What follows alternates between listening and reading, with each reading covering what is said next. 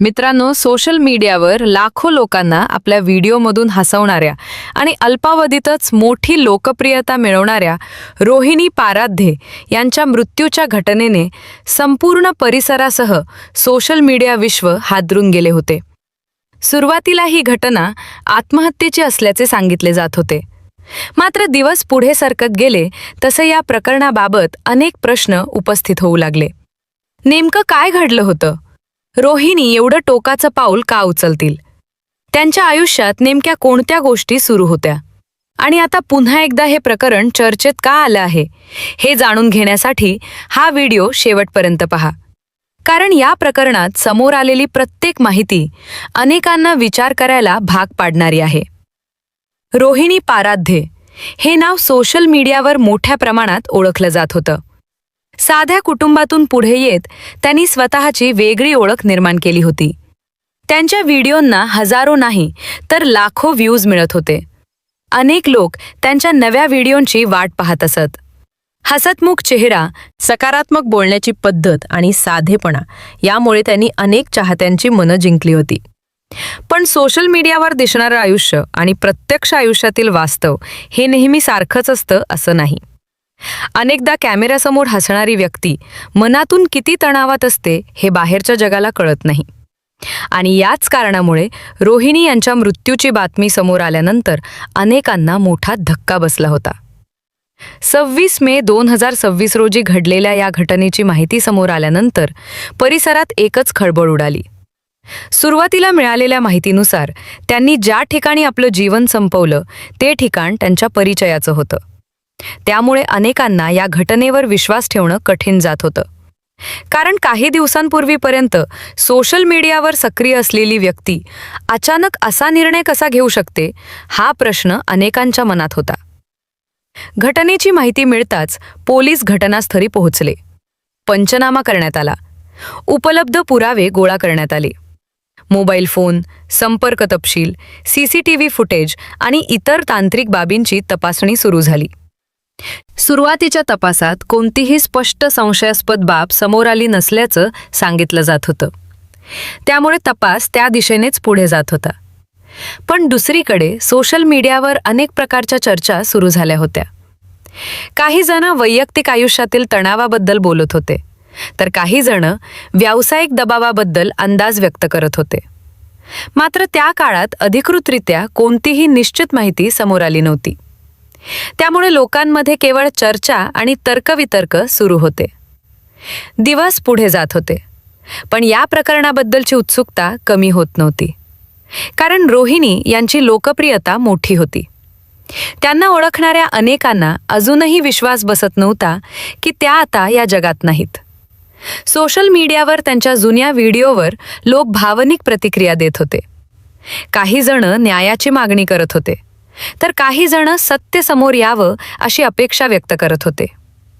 अशातच जवळपास 25 दिवस उलटल्यानंतर या प्रकरणाने अचानक नवं वळण घेतल्याची चर्चा सुरू झाली. कारण रोहिणी यांच्या कुटुंबाकडून काही गंभीर प्रश्न उपस्थित करण्यात आले.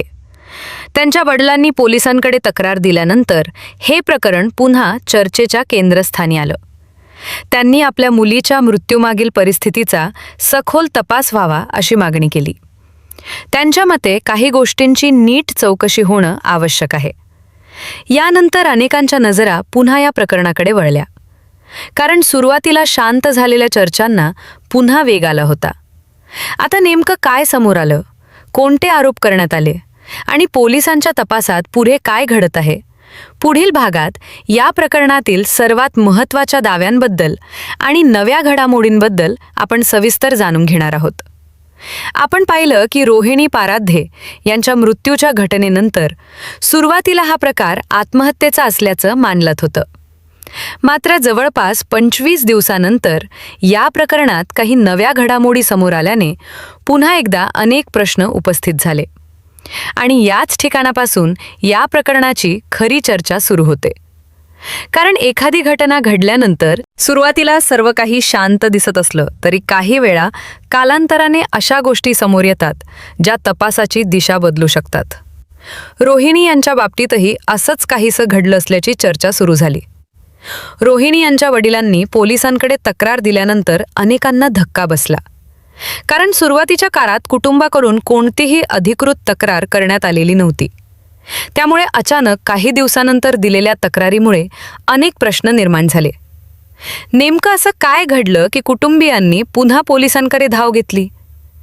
त्यांना कोणत्या गोष्टींचा संशय होता आणि त्यांनी कोणते मुद्दे पोलिसांसमोर मांडले? हे प्रश्न आता चर्चेचा विषय बनले. उपलब्ध माहितीनुसार रोहिणी यांच्या वडिलांनी आपल्या तक्रारीत मुलीच्या आयुष्यात काही वैयक्तिक अडचणी आणि मानसिक तणाव असल्याचा दावा केला. त्यांनी या सर्व बाबींची सखोल चौकशी व्हावी अशी मागणी केली. मात्र हे लक्षात घेणं महत्त्वाचं आहे की हे आरोप आणि दावे तपासाचा भाग आहेत आणि त्यांची सत्यता तपास यंत्रणांकडून पडताळली जाणं बाकी आहे. दुसरीकडे या घटनेनंतर रोहिणी यांच्या पतींनी देखील सार्वजनिकपणे भावना व्यक्त केल्याचं सांगितलं जातं. पत्नीच्या निधनामुळे मोठा मानसिक धक्का बसल्याचं त्यांनी नमूद केलं. अचानक घडलेल्या या घटनेमुळे त्यांचं आयुष्य बदलून गेल्याचंही त्यांनी सांगितल्याची चर्चा होती. त्यामुळे एका बाजूला कुटुंबियांकडून प्रश्न उपस्थित केले जात होते, तर दुसऱ्या बाजूला पती देखील दुःखात असल्याचं चित्र समोर येत होतं. आणि याच कारणामुळे हे प्रकरण आणखी गुंतागुंतीचं वाटू लागलं. दरम्यान पोलिसांनी तांत्रिक तपास अधिक बारकाईने सुरू ठेवल्याचं सांगितलं जात होतं. मोबाईल कॉल रेकॉर्ड्स, संपर्क तपशील, मेसेजेस, CCTV फुटेज आणि इतर डिजिटल पुरावे तपासले जात होते. सोशल मीडियावर अनेकांनी दावा केला की मृत्यूपूर्वी झालेला शेवटचा कॉल या प्रकरणात महत्त्वाचा ठरू शकतो. मात्र अधिकृतरित्या कोणतीही माहिती जाहीर झालेली नसताना सोशल मीडियावर अनेक अफवा देखील पसरू लागल्या. काही जण म्हणत होते की एका फोन कॉलमध्ये मोठं रहस्य दडलं आहे, तर काही जण CCTV फुटेजबद्दल वेगवेगळे दावे करत होते. पण सत्य काय आहे हे फक्त तपास पूर्ण झाल्यानंतरच स्पष्ट होऊ शकतं. याच दरम्यान आणखी एक प्रश्न चर्चेत आला. रोहिणी यांनी कोणती चिठ्ठी किंवा नोट लिहून ठेवली होती का? अनेक प्रकरणांमध्ये अशा नोट्स तपासासाठी महत्त्वाच्या ठरतात. त्यामुळे या प्रकरणातही लोकांमध्ये अशाच चर्चा सुरू झाल्या. मात्र अधिकृतपणे पोलिसांनी कोणतीही चिठ्ठी सापडल्याची किंवा त्यातील मजकूर जाहीर केल्याची पुष्टी केलेली नव्हती. त्यामुळे सोशल मीडियावर फिरणाऱ्या प्रत्येक माहितीवर विश्वास ठेवणं योग्य ठरणार नाही. तपास सुरू असताना अनेक वेळा अपूर्ण माहिती लोकांपर्यंत पोहोचते आणि त्यामुळे गैरसमज निर्माण होऊ शकतात. म्हणूनच या प्रकरणातही अधिकृत निष्कर्ष समोर येईपर्यंत संयम बाळगणं गरजेचं आहे. मात्र एक गोष्ट नक्की आहे, रोहिणी यांच्या मृत्यूने हजारो चाहत्यांना धक्का दिला आहे. त्यांच्यासोबत व्हिडिओ पाहत मोठे झालेले, त्यांच्या कॉन्टेंटमधून प्रेरणा घेणारे आणि त्यांना जवळून ओळखणारे अनेक लोक आजही या घटनेबद्दल भावनिक आहेत. आणि कदाचित याच कारणामुळे सत्य काय आहे हे जाणून घेण्याची उत्सुकता दिवसेंदिवस वाढतच आहे. पण या प्रकरणात अजून एक महत्त्वाचा भाग बाकी आहे. तपासात पुढे काय घडलं, पोलीस कोणत्या दिशेने चौकशी करत आहेत आणि या संपूर्ण घटनेतून समाजाने कोणता धडा घ्यायला हवा, याबद्दल आपण सविस्तर जाणून घेणार आहोत. आपण या संपूर्ण प्रकरणातील घडामोडी, कुटुंबियांनी उपस्थित केलेले प्रश्न, सोशल मीडियावर सुरू असलेल्या चर्चा आणि तपासाशी संबंधित विविध बाबी जाणून घेतल्या. मात्र आता सर्वात महत्त्वाचा प्रश्न आहे, तो म्हणजे या प्रकरणाचं पुढे काय होणार. कारण आजही अनेक लोक सत्य काय आहे याची वाट पाहत आहेत. कोणाचाही निष्कर्ष आधीच काढणं योग्य नाही, पण जे काही घडलं त्यामागचं वास्तव समोर यावं अशी प्रत्येकाची अपेक्षा आहे. सध्या या प्रकरणात जे काही आरोप, दावे आणि चर्चा सुरू आहेत त्यांची सत्यता तपास यंत्रणांकडून पडताळली जाणं आवश्यक आहे. कोणत्याही व्यक्तीला दोषी ठरवण्याचा अधिकार फक्त न्यायव्यवस्थेला असतो. त्यामुळे सोशल मीडियावर दिसणारी प्रत्येक पोस्ट, प्रत्येक व्हिडिओ किंवा प्रत्येक दावा सत्य असेलच असं नाही.